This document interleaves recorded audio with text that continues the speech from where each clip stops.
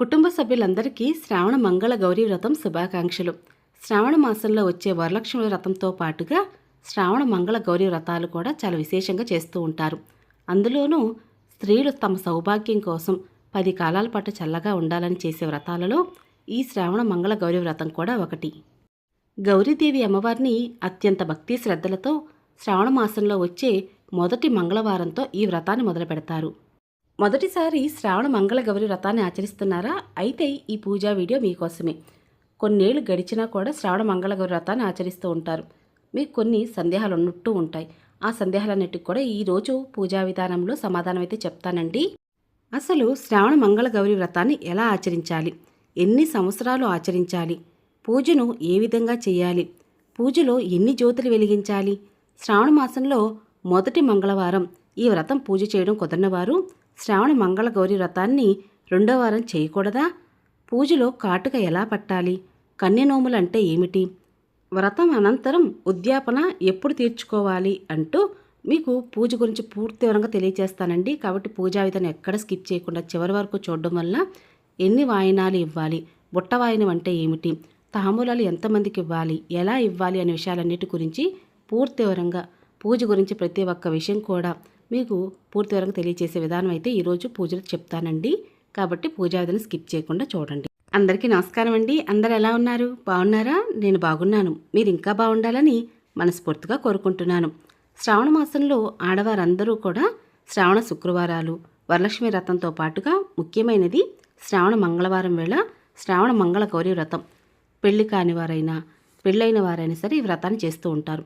పెళ్లి కాని వారు కోరుకున్న వరుడు మంచి గుణాలు ఉన్నటువంటి భర్త కోసం ఈ వ్రతాన్ని పెళ్లి కాని వారు కూడా చేస్తూ ఉంటారు. పెళ్ళైన వాళ్ళు చేసే వ్రతం ఏంటి అంటే శ్రావణ మంగళగిరి వ్రతము. స్త్రీలు తమ సౌభాగ్యం 10 కాలాల పాటు పదిలంగా ఉండాలని, సుమంగళిగా జీవించాలని కోరుకుంటూ చేసే వ్రతమే శ్రావణ మంగళ గౌరీ వ్రతం. పూజలో జ్యోతులు వెలిగించి కాటుక పట్టి ముత్తైదులకు లెక్కగా ఇవ్వవలసి ఉంటుంది. ఇలా ఎలా ఇవ్వాలి అనే విషయం కూడా తెలియజేస్తానండి. ఇక పూర్తి వివరంగా పూజా విధానం అయితే మీ అందరూ తెలియజేస్తాను. శ్రావణ మంగళ గౌరీ వ్రతం పేరులోనే ఉంది కదండి. గౌరీదేవి అమ్మవారిని పూజించే వ్రతమే గౌరీ వ్రతం.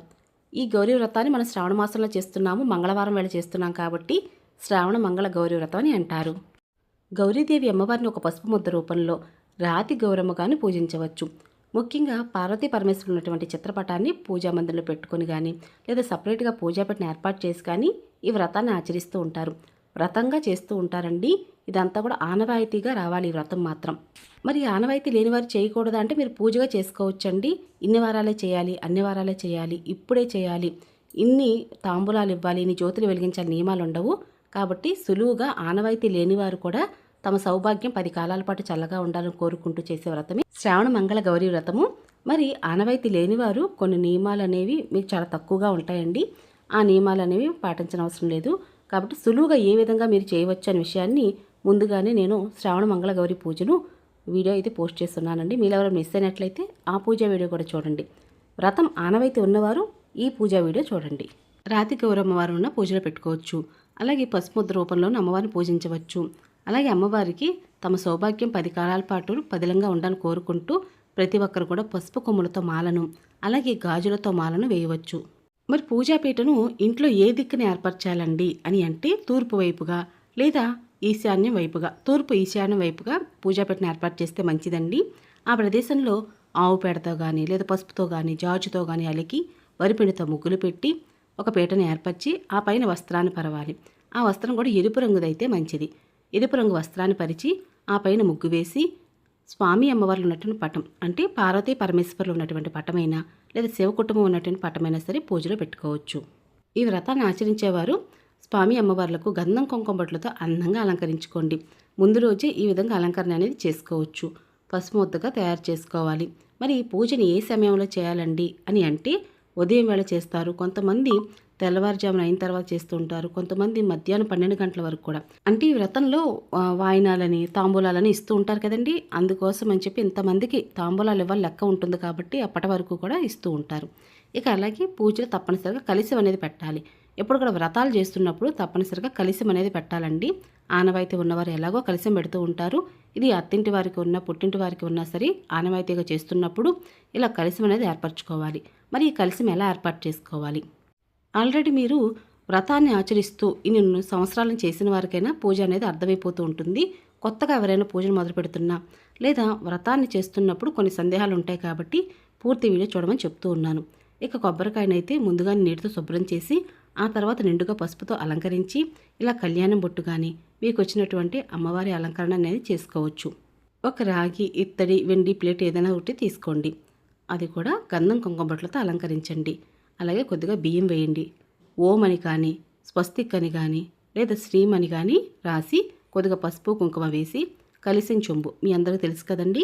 మనం ఈ కలిసం పెట్టుకోవటానికి కలిసిన చెంబును మాత్రం ఉపయోగిస్తూ ఉంటాము.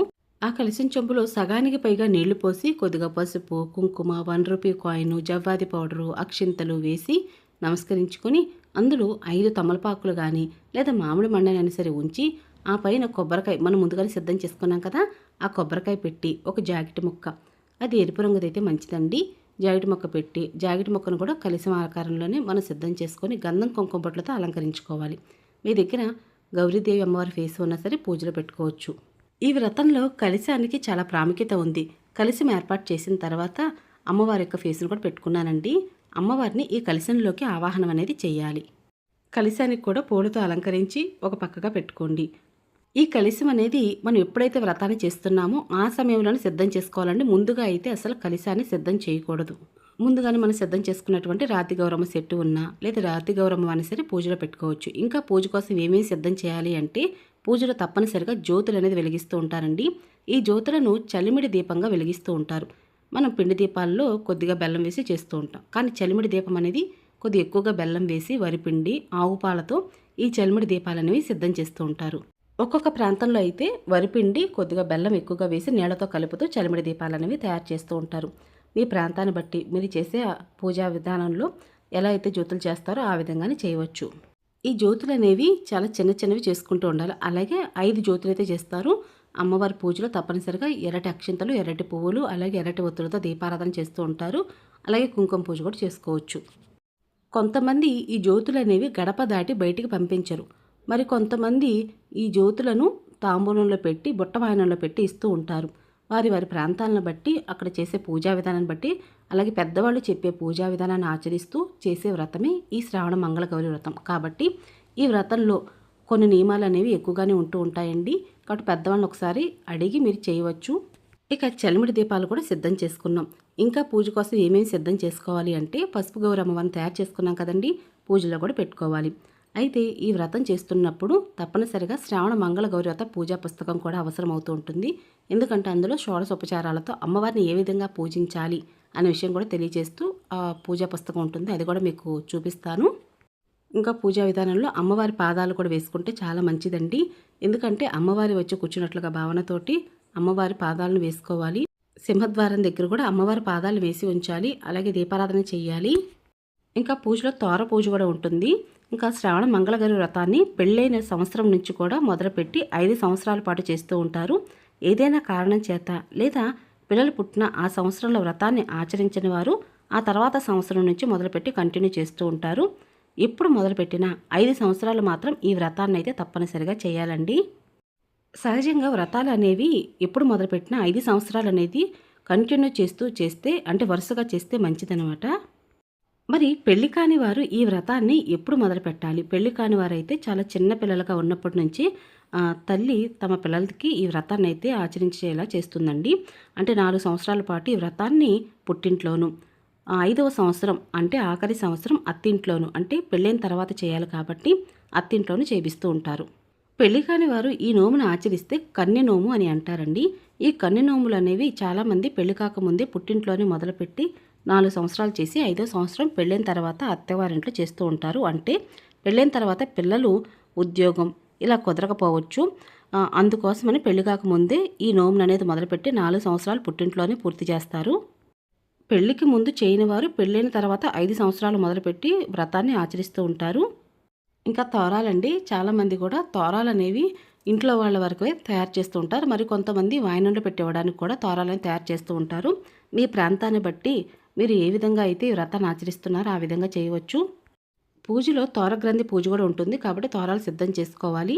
ఈ తోరగ్రంథి పూజకు కూడా మనం 9 పోగులు వేసినటువంటి తెల్లదారానికి పసుపు రాసి 9 ముడులు వేసి, అలాగే మనం 9 రకాలున్నటువంటి పూలతో కానీ 3 రకాల పూలతో కానీ ఈ తోరాన్నైతే తయారు చేసుకోవాలి.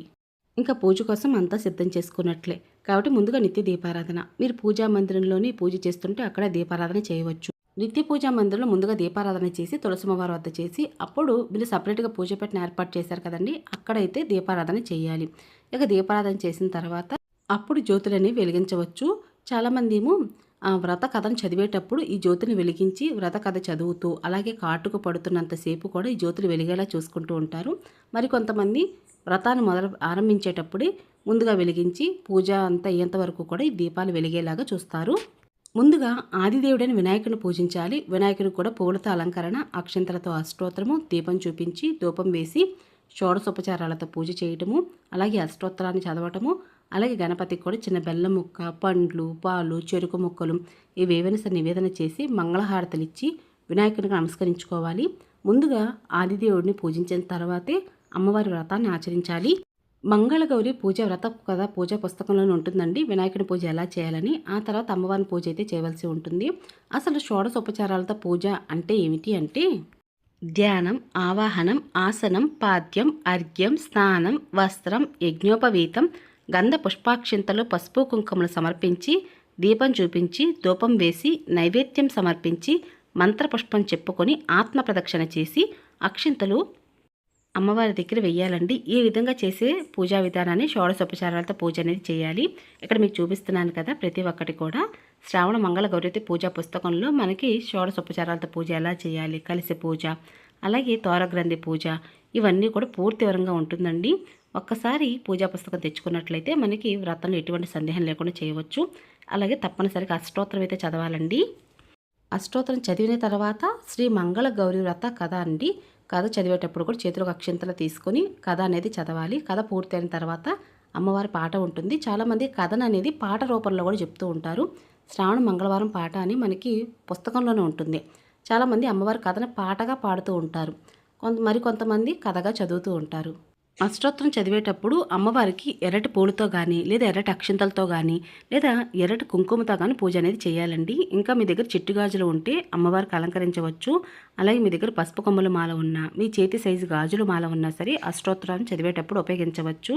ఇక్కడ వెలిగించినటువంటి జ్యోతులు అనేవి మొదటి సంవత్సరం 5 జ్యోతులని, రెండో సంవత్సరం 10 జ్యోతులని, మూడో సంవత్సరం 15 జ్యోతులు, నాలుగో సంవత్సరం 20 జ్యోతులు, 5వ సంవత్సరం 25 జ్యోతులు అనేది వెలిగిస్తూ ఉంటారు. కొంతమందికి అసలు జ్యోతులు అనేవి పెరగవండి. కొంతమంది జ్యోతులు అనేవి పిండి ప్రమిదలు తాంబూలంలో పెట్టి ఇవ్వాలి అని అంటూ ఉంటారు. పిండి ప్రమిదలు అనేవి ముత్తైదులు తినాలి అని చెప్తూ ఉంటారు. పిండి ప్రమిదలు తింటే కానీ పూజా ఫలితం దక్కుతుందని అంటారు. కాబట్టి కొంతమంది గడప దాటనెవరు, కొంతమంది వాయనాలు పెట్టి ఇస్తుంటారు. అలాగే ఇచ్చినటువంటి వాయనంలో ఉన్నటువంటి పిండి దీపం అనేది ముత్తైదు తినాలి అని చెప్తూ ఉంటారు. ఇలా చేయటం వల్లనే పూజ పూర్తవుతుందని చెప్తారు. కాబట్టి మీ ప్రాంతంలో అలాగే మీ పెద్దవాళ్ళు చెప్పినటువంటి వ్రతాన్ని ఆచరించండి. శ్రావణ మంగళగౌరి వ్రతంలో తప్పనిసరిగా కాటుక అనేది పట్టాలండి. కాటుక పట్టేటప్పుడు ఈ జ్యోతుల్లో వెలిగించేటప్పుడు తప్పనిసరిగా జ్యోతుల్లో ఆవు నెయ్యి అనేది వేయాలండి. ఆవు నెయ్యి వేసి దీపం వెలిగించిన తర్వాత అప్పుడు కాటుక పట్టాలి. కాటుక పట్టేటప్పుడు ఇత్తడి గరిటెకు కానీ, లేదంటే స్టీల్ స్పూనుకు కానీ, స్టీల్ చాకుకు కానీ పడుతూ ఉంటారు. ఇనప చాకుకైనా పట్టవచ్చండి. స్టీల్ స్పూన్కి, స్టీల్ చాకు కన్నా ఇలా ఇనప అట్ల కాడకు కానీ, లేదా ఇత్తడి గరిటెకి కానీ, లేదంటే ఇనప చాకుకు కానీ ఇలా కాటుక అనేది పడితే మంచిది. కాటుక పట్టేటప్పుడు కూడా తప్పనిసరిగా జ్యోతులలో ఆవు నెయ్యి వేయాలండి. అలాగే ఒక తోరం మనం కట్టుకోవాలి. ఒక తోరం అయితే కాటుక పడతాం కదా, ఆ కాటుక పట్టేటటువంటి చాకుకు కానీ, లేదంటే గరిటెకి కానీ కట్టాలి. ఆ తర్వాత ఇలా పొగ చూపించాలన్నమాట. అంటే ఇలా చూపించడం ద్వారా నల్లగా పడుతుందండి. దాన్ని తీసి ముత్తైదులు కాటుకు పెట్టుకోవాలి. కాటుకు పెట్టుకునేటప్పుడు వారి కళ్ళు అనేవి మండకూడదు, చల్లదనం ఇవ్వాలి. వారు పెట్టుకుంటే వారి ముఖానికి అందాన్ని తీసుకురావాలి. అటువంటిదే కాటుక. కాబట్టి ఇలా వ్రతం ఆచరించినప్పుడు పెట్టేటటువంటి కాటుక చాలా విశేషమనేది, ప్రాముఖ్యత చెందినటువంటి కాటుక. ఇక అమ్మవారికైతే ఈరోజు తప్పనిసరిగా పచ్చి చలిమిడి, వడపప్పు, పానకం, పాలతో చేసిన పాయసం, పరమన్నం నివేదన చేయవచ్చండి. ఇక ఇల్లంతా కూడా ధూపం అయితే తప్పనిసరిగా వేయాలి. వ్రతాన్ని ఆచరించేటప్పుడు భక్తి శ్రద్ధలతో ఆచరించాలండి. అలాగే ఇదంతా కూడా పెద్దవాళ్ళ సమక్షంలో చేస్తే చాలా మంచిది. ఒకవేళ తెలియని వారందరూ కూడా ఇలా పూజా విధానం తెలుసుకుని కూడా చేస్తూ ఉంటారు. మీ శక్తి కొలది అమ్మవారికైతే ఇలా జాకెట్ ముక్క, 2 తమలపాకులు, అరటిపళ్ళు, వక్క, పసుపు, కుంకుమ, అమ్మవారికి ఎంతో ఇష్టమైన ఎరుపు రంగు గాజులు, దక్షిణతో సహా అమ్మవారికైతే ఇస్తూ ఉంటారు ఇక్కడ వరకు. ఇంకా మీకు స్థితి కలిగితే ఇంకా అమ్మవారికైతే సుమంగళి కిట్ అని ఉంటుందండి. అంటే అద్దము, కాటుక, అలాగే పసుపు తాడు, చిన్న దువ్వెన, అంటే సుమంగళి ఏ విధంగా అయితే అలంకరించుకుంటుందో ఆ ప్రకారంగా అనమాట. ఇటువంటి చిన్న కిట్స్ కూడా ఉంటాయి, అమ్మవారికి సమర్పించవచ్చు. ఇక అమ్మవారికి ఇచ్చే దాంట్లో అయినా సరే శనగలు అనేది వేస్తూ ఉంటారండి. శనగలు అనేవి చక్కగా ఒక 2 రోజుల ముందే నానపెట్టి తడి లేకుండా ఆరపెట్టి ఆ తర్వాత ఈ శనగలు అనేవి వాయనంలో ఇస్తూ ఉండాలి. కాటుక పట్టిన తర్వాత ఆ కాటుక ఎలా వస్తుందన్న విషయం మీకు నేను చూపించలేదు కదా, ఇప్పుడు చూపిస్తాను చూడండి. నేను కాటుక పట్టిన తర్వాత చక్కగా ఈ విధంగా ఒక లేయర్గా ఫామ్ అవుతుందండి. జాగ్రత్తగా తీసి ఒక గిన్నెలో కూడా స్టోర్ చేసుకోవచ్చు. చూడండి ఎంత చక్కగా ఆవు నెయ్యితో పట్టినటువంటి కాటుక. ఇక మంగళహారతి అయితే ఇచ్చేయాలండి. ఇచ్చిన తర్వాత ఇక ఈ వ్రతం చేసేటప్పుడు తప్పనిసరిగా ఉపవాసం అనేది ఉంటారు.